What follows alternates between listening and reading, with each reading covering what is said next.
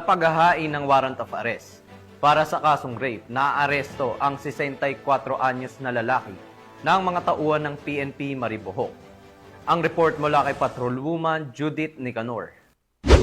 Voluntaryong itinahan ng top 1 most wanted person municipal level na may kasong rape ang kanyang sarili sa mga kapulisan ng Maribojoc sa mismong tanggapan ng Maribojoc MPS nito lamang nakaraan. Kinilala ni Police Captain Alfredo C. Liguayan Jr., Chief of Police ng Maribojoc Municipal Police Station, Bohol Police Provincial Office, ang wanted na suspect na si John, 54 anyos na residente ng Purok 3, Barangay Handig, Maribojoc, Bohol. Batay sa ulat ng pulisya, ang suspect ay naaresto sa bisa ng warrant of arrest para sa kasong rape na walang rekomendadong piyansa. Kasulukuyang nakapiit sa Maribojoc Custodial Facility ang suspect para sa dokumentasyon at tamang disposisyon.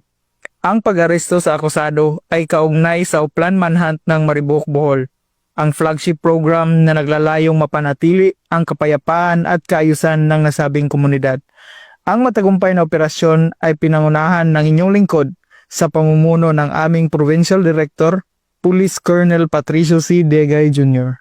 Sa ilalim ng 7-point agenda ni Acting Chief PNP, Police Lieutenant General Jose Melancio C. Nartates Jr., buong determinasyon ng mga kapulisan ng Maribojoc, Bohol sa pagtugis sa mga may sala sa batas upang mapanatili ang kaayusan at kaligtasan ng komunidad dahil sa bagong Pilipinas ang gusto ng pulis, ligtas ka.